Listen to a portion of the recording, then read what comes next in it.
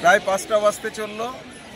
আমরা সারাদিন পরে এখন এসে পৌঁছেছি এই অমর স্মৃতিসৌধর সামনে, সপ্তম আশ্চর্যের এক আশ্চর্য।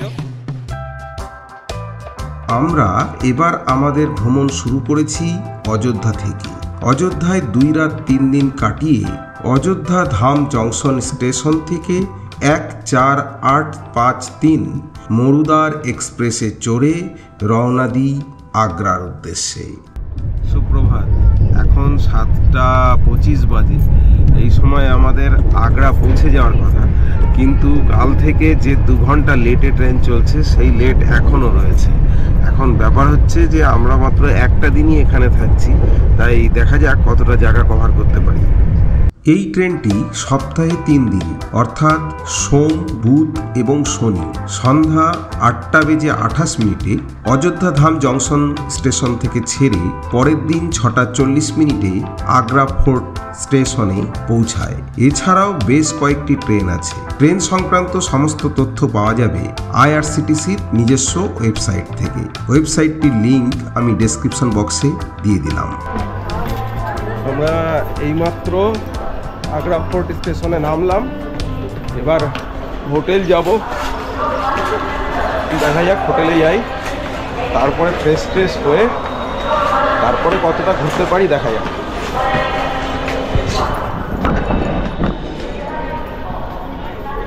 আগ্রা ফোর্ট স্টেশন, আমরা স্টেশনে দাঁড়িয়ে আছি, আর এই পাশে হচ্ছে ফোর্ট। স্টেশন থেকে বেরিয়ে আমরা সোজা ছুটে চললাম আগে থেকেই বুক করা আমাদের হোটেল তাজ খেমার উদ্দেশ্যে। হোটেলটি বুক করতে পারেন উত্তরপ্রদেশ গভর্নমেন্টের ট্যুরিজম ডিপার্টমেন্টের ওয়েবসাইট থেকে। ওয়েবসাইটটির লিঙ্ক আমি ডেসক্রিপশন বক্সে দিয়ে দিলাম। এই হোটেলটি তাজমহলের ইস্টার্ন গেটের একদম পাশে। স্টেশন থেকে একটি গাড়ি নিয়ে আমরা পৌঁছবো শিল্পগ্রাম পর্যন্ত। স্টেশন চত্বরে ফেরেকবাজ মানুষের অভাব নেই, তাই খুব সাবধান থাকবেন কোনো রকম দালালের চক্করে না পড়ে সেখান থেকে একটা গাড়ি নিন শিল্পগ্রাম পর্যন্ত, কারণ বাইরের গাড়ির ওই অবধি যাওয়ার অনুমতি রয়েছে। ওখান থেকে বৈদ্যুতিক গাড়িতে করে আপনাকে পৌঁছতে হবে হোটেল পর্যন্ত। এই রাস্তাটুকুর জন্য ওই হোটেলে বুকিং থাকলে কোনো রকম চার্জ লাগে না, একদম ফ্রিতেই আপনি পৌঁছতে পারবেন হোটেলে। তবে সেক্ষেত্রেও আপনাকে কথা বলতে হবে হোটেল কর্তৃপক্ষের সঙ্গে, কারণ নইলে এরা কিন্তু কোনোভাবেই নিয়ে যেতে রাজি হয় না।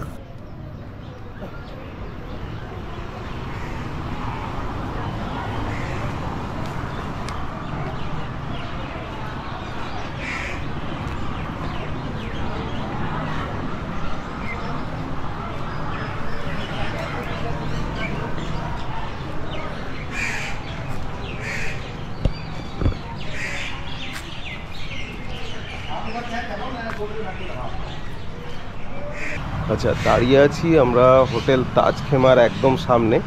এখানে আমাদের বুকিং আছে আজকের দিনের জন্য।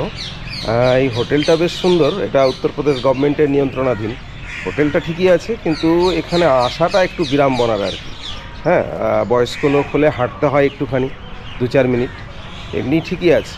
তবে শিল্পগ্রাম অবধি গাড়ি আসে, শিল্পগ্রাম থেকে এই 4 মিনিট হাঁটতে হয়। 4 থেকে 5 মিনিট হেঁটে হোটেলে আসা যায়। এছাড়া ওই ইলেকট্রিক কারগুলো আছে, তবে একটু সময় লাগে আর কি ওগুলো পেতে।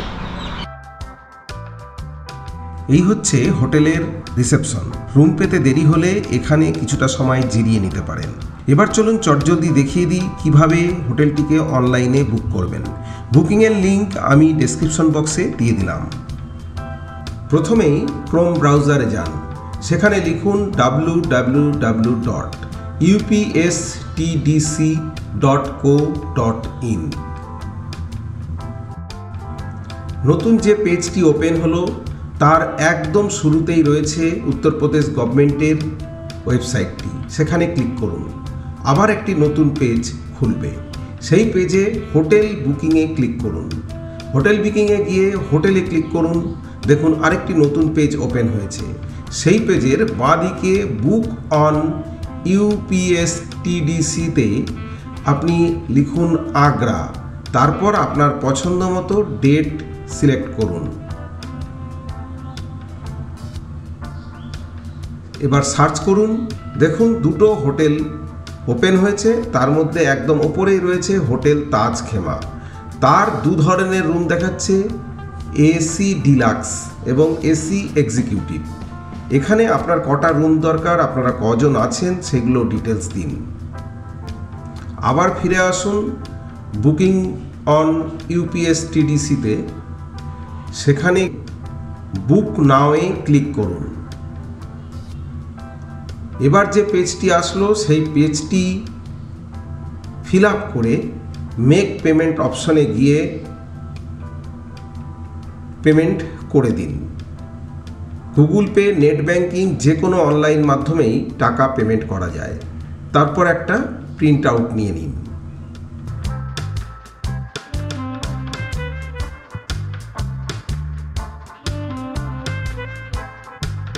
আমরা রয়েছি হোটেল ক্যাম্পাসের একদম ভেতরে। এই যে বিল্ডিংটা দেখা যাচ্ছে, এখানেই রয়েছে এসি এক্সিকিউটিভ। এই রুমগুলির কন্ডিশন খুব একটা কিন্তু ভালো না। এই হোটেলের অবস্থানটাই হলো আসল। আর এই যে সামনে দেখা যাচ্ছে, এটা হলো এসি ডিলাক্স। তুলনামূলকভাবে এই রুমগুলোর কন্ডিশন বেটার। তবে এই হোটেলের যেটা বিশেষত্ব, সেটা হলো এই সিঁড়ি দিয়ে উপরে উঠে গেলে বুঝতে পারবেন।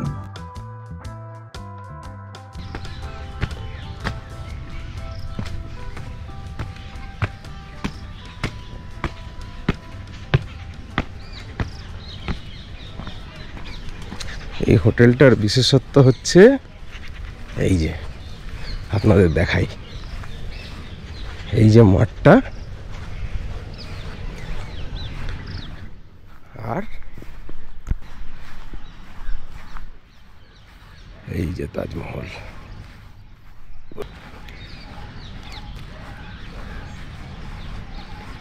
একবার চাঁদ উঠলে আসতে হবে, কেমন লাগবে দেখতে বলতে পারবো।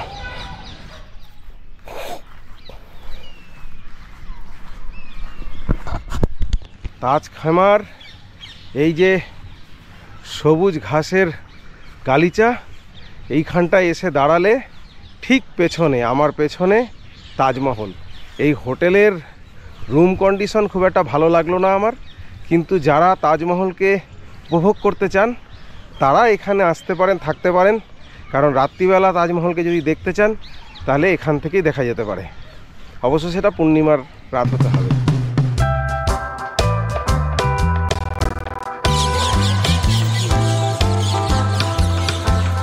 এই হচ্ছে মেন গেট, এখান দিয়ে এবার প্রবেশ করব।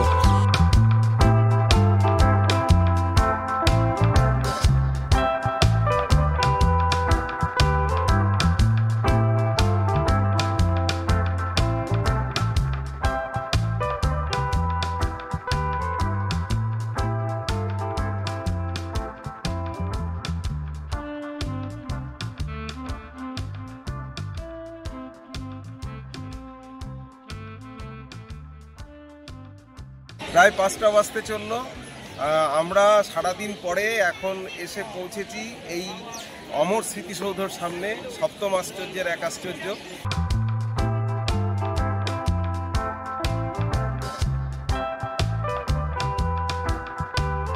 যমুনা নদীর তীরে গড়ে ওঠা তাজমহলই বোধহয় পৃথিবীর মধ্যে একমাত্র স্মৃতিসৌধ যার সামনে দাঁড়িয়ে মানুষ হাসি মুখে ছবি তোলে।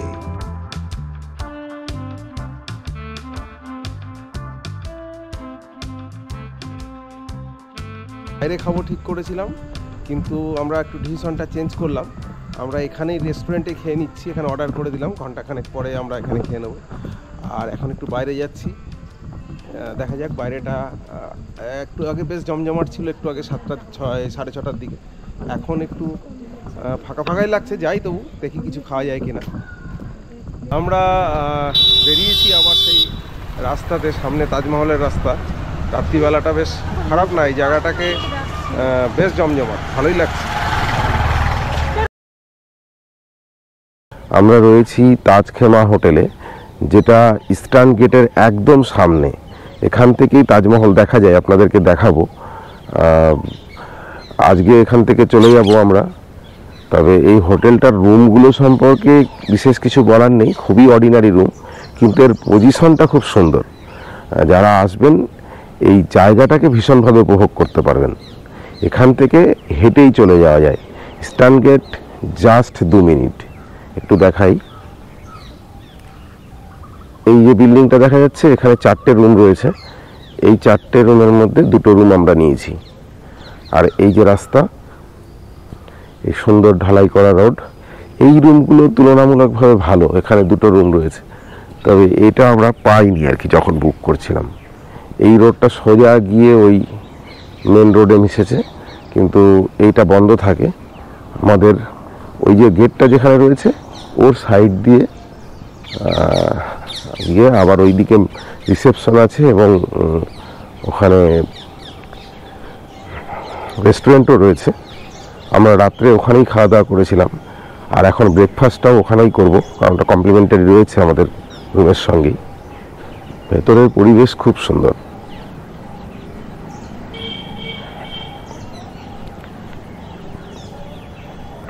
আর এই যে কাঠামোগুলো দেখা যাচ্ছে এগুলো হচ্ছে টেন্ট তৈরি হয় এগুলোরকে বেস করে।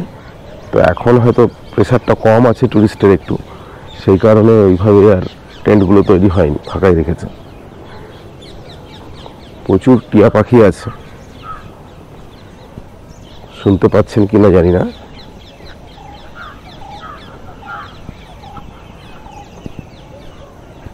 এই যে এখান থেকেও যে রুমগুলো দেখা যাচ্ছে তুলনামূলকভাবে এই রুমগুলো বেটার, ভালো।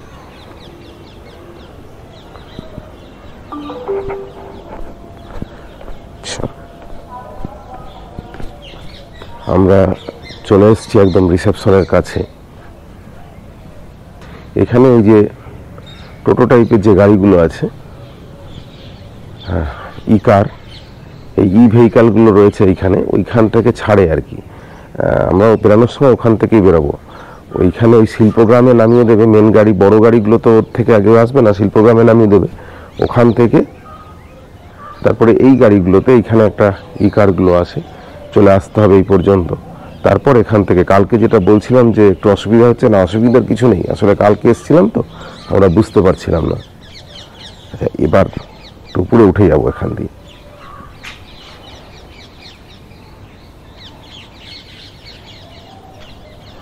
আর এখান দিয়ে উপরে উঠলেই হচ্ছে আসল ব্যাপারটা।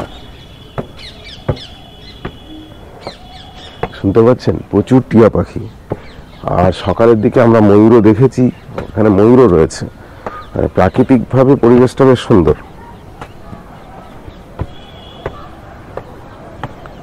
এই যে আমার মনে হয় দেখা যাচ্ছে সোজা একটা গলি আছে, গলি দিয়ে চলে আসা যাবে ভেতরে।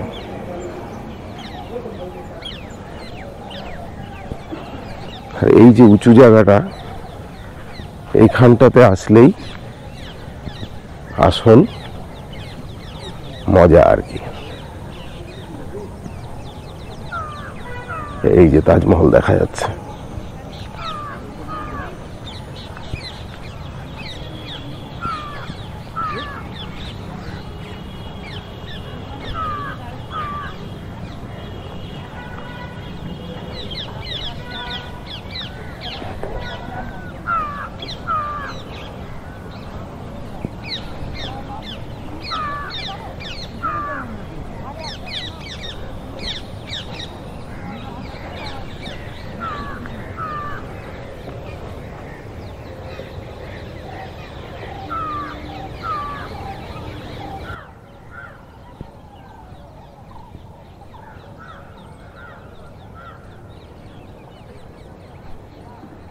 কি সুন্দর দেখা যাচ্ছে তাজমহলটা।